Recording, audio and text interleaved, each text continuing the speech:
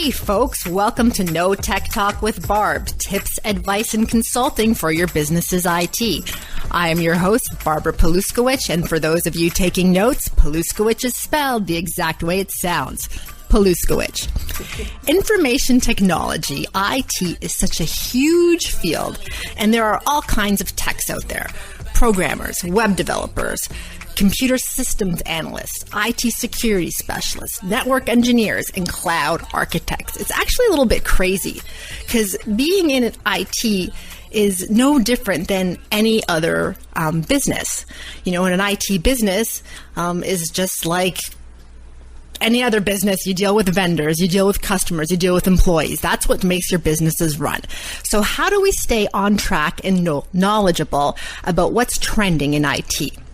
What I want to share with you today is where us IT pros get our information from to secure your business and IT systems. And it's really hard to find credible sources these days that can provide accurate information that's industry tested and current. So before we begin, I'd like to introduce Phil Hong, my technical producer. How are you, Barb? I'm great, Phil. How are you? Pretty good, pretty good. And I'd love to hear more about cutting the noise online, because when people give you tech tips, it's almost as if everyone but someone's grandmother could tell you what's going on when it comes to IT security and so forth. It's like every antivirus, every IT protection company is giving you a completely different opinion. And I want to have a nice, clear outlook of things. Oh, then you're going to love our next guest. And you know what, Phil? Thanks for always making these wonderful introductions, because you see, I have 2 ears and 1 mouth, and I appreciate what your job is, and that's to make sure that what comes out of my mouth sounds good. So, at any time during this show, you can reach out to me at barbarap.tv. I am the founder of CDN Technologies, a managed service company here in Mississauga. We're an outsourced IT company, and we provide IT service, IT support, and IT security to local companies here in Mississauga and the GTA and throughout North America.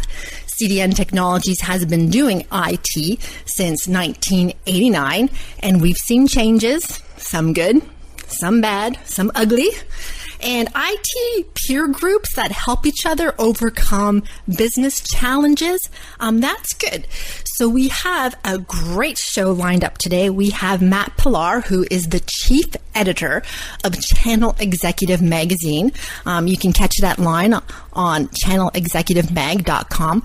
And I'm really grateful for Matt, because the whole focus of his publication is to get updated information that's accurate, relevant, and industry tested.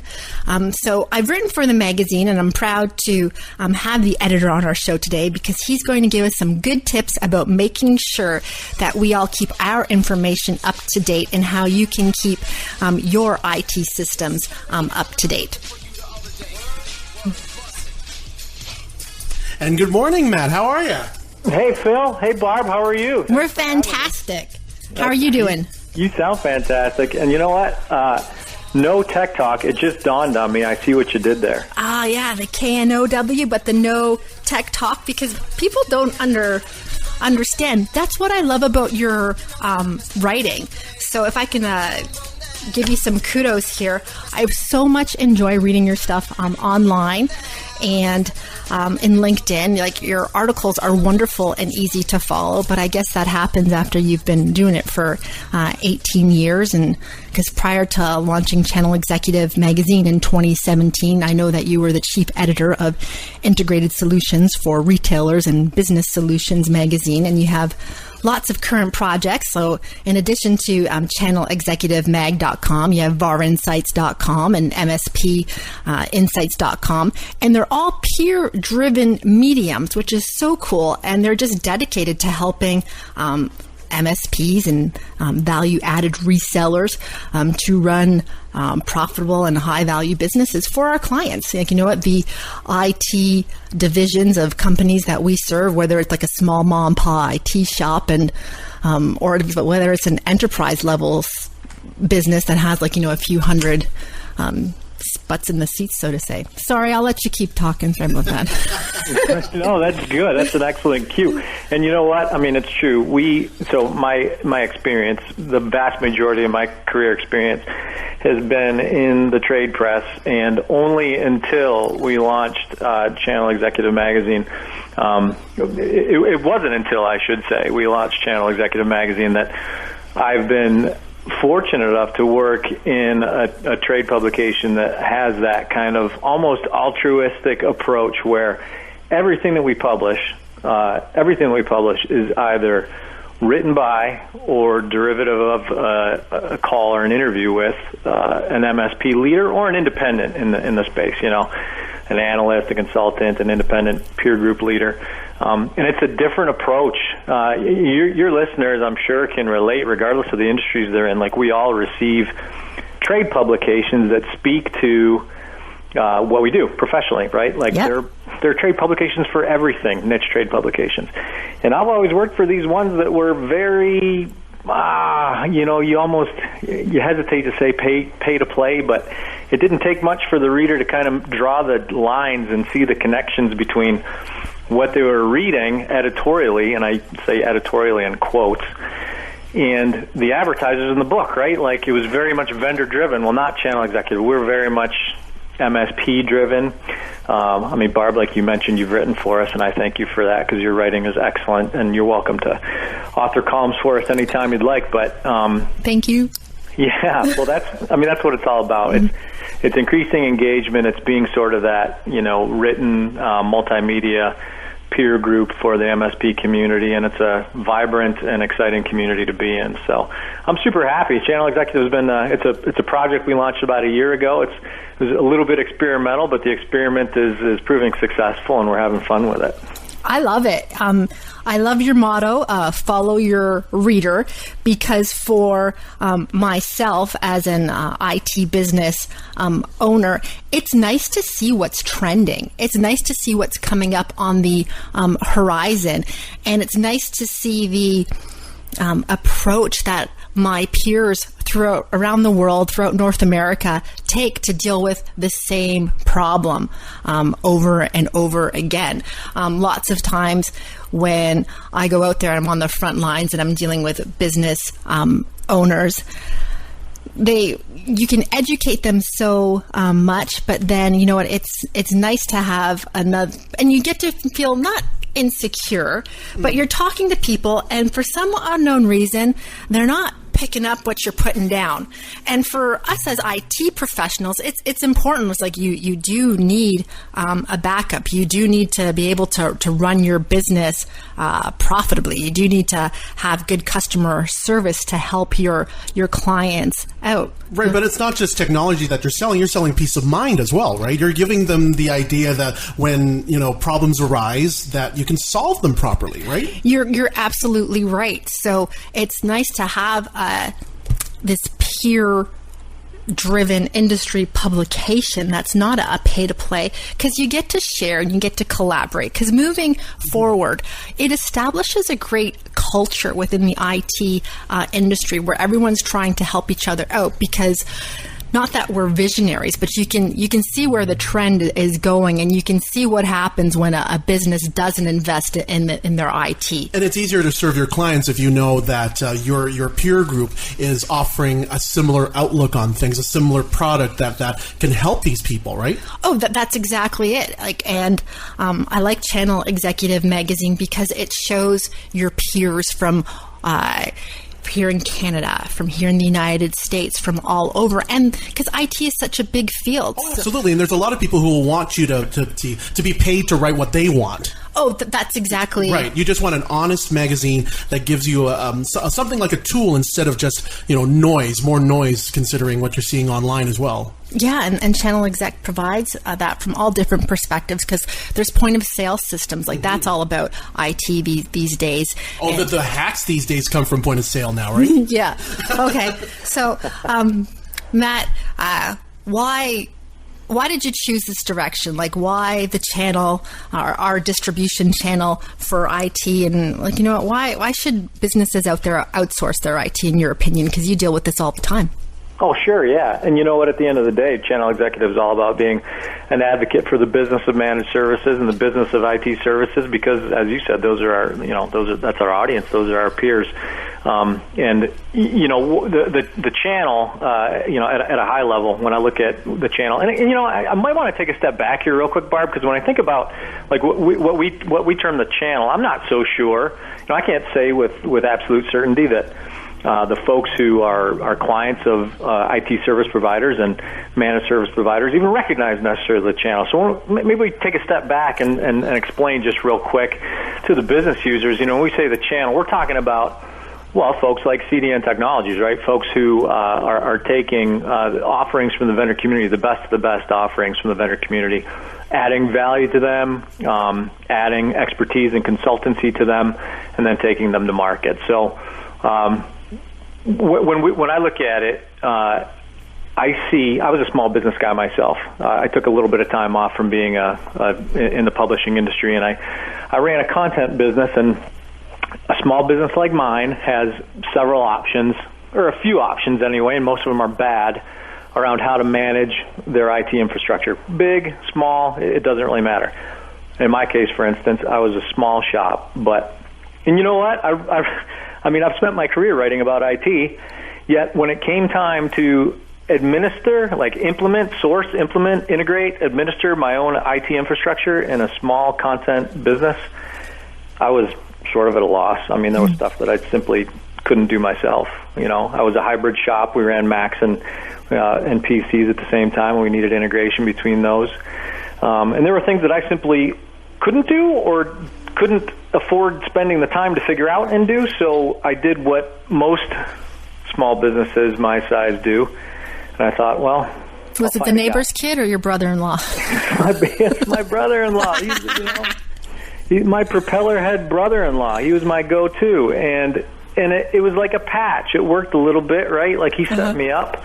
He got me going, but as soon as something came up, I needed an upgrade, I needed to make some changes, needed to add a workstation, I was right back at square one, and he had a full-time job. I couldn't rely on him to, keep my business going. My business was at stake. So it just, it wasn't a scalable option, right? He'd give me the time when he could, but he just couldn't always be there. So, yeah, it's funny. Long story short. Exactly, because everyone wants to find the guy on the side that can do it cheap. Like, you know what? Our dollars are hard earned. We're in Canada, so we're heavily taxed, and you want to keep. We giggle here because we're just like, oh man, especially with. Anyways, that's like a whole different podcast. That exchange rate, I tell you, Barb. But essentially, everybody wants to keep their money abreast. Like, $20 in your pocket is just as good as $20 in my pocket. And if we can get away with getting someone to do it on the side, that's great. But what happens when you're a legit business and it's during the day and business hours? That guy on the side, he's getting paid by someone else to do his job, and he can't leave. And then you don't have the ability to produce, and you end up getting euchred because you're. Everybody wants you to spend, but you have no time to earn because your systems are down. Your neighbor can fix your bicycle, but I don't think he can fix your server if he's at work. That's exactly. Yeah. So what's another bad alternative, right, for a small business? Not necessarily bad if you can afford it, but hiring an IT staffer, right? I couldn't hire a part-time IT staffer. I couldn't bring somebody on that I could command, even 10 hours a week from, on payroll to say, hey, you're my IT guy. I couldn't afford to. I was too small. We're running lean. And like most business owners, if I was going to pay someone, the return on that labor had to be billable. I had to turn content around and bill clients. So that wasn't an option. And that's when I had my first experience with an MSP. Ooh, so tell me, why was the MSP that you picked, what was special about them?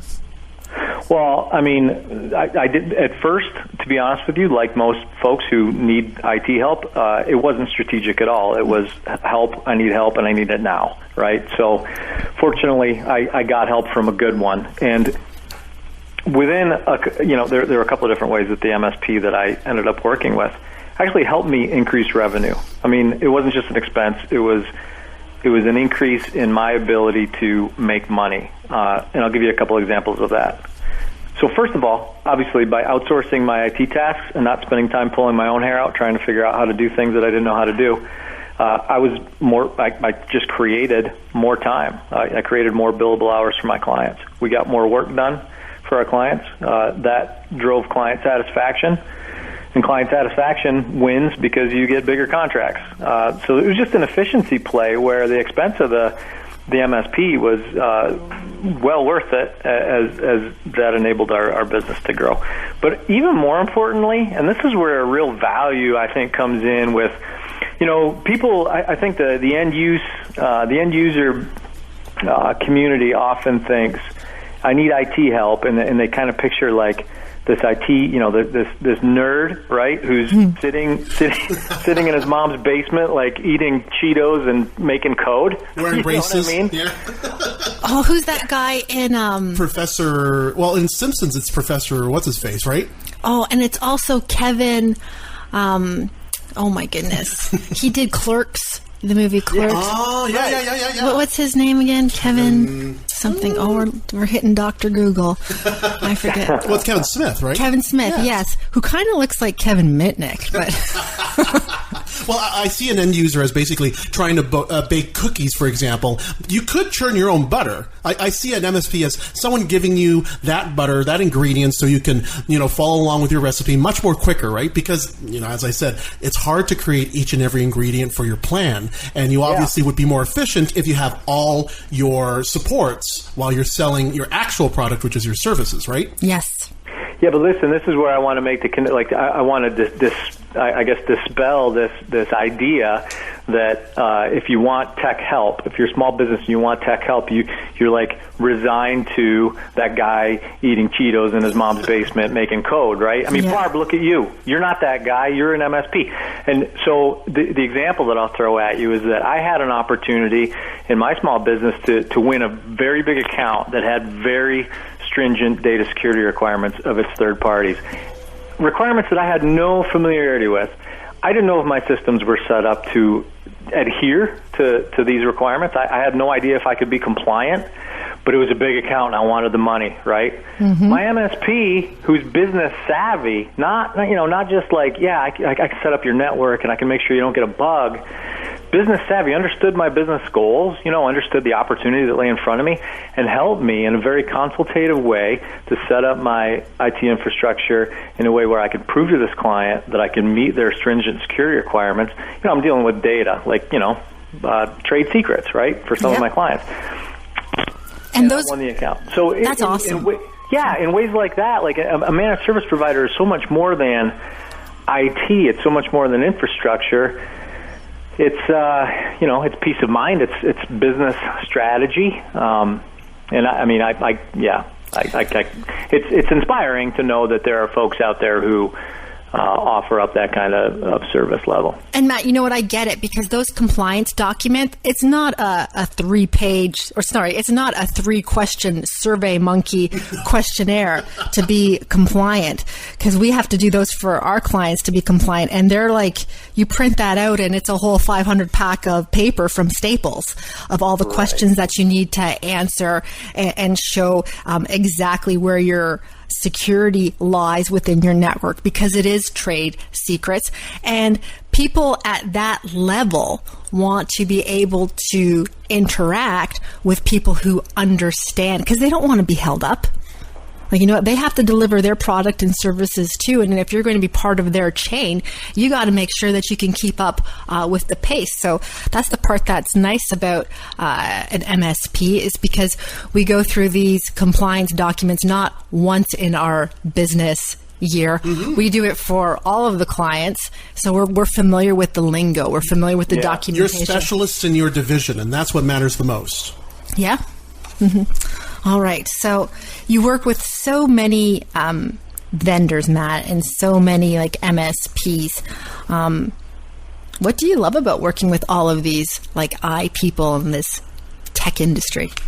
You know what the thing is that the more of these folks that I have the pleasure of spending time with and interviewing, the more I understand and realize that this is not It's not an IT business as much as it's a service-oriented business. Like, these good MSP leaders are genuinely committed to service, providing a service beyond, as I said, just running wires and running cable and, making things work.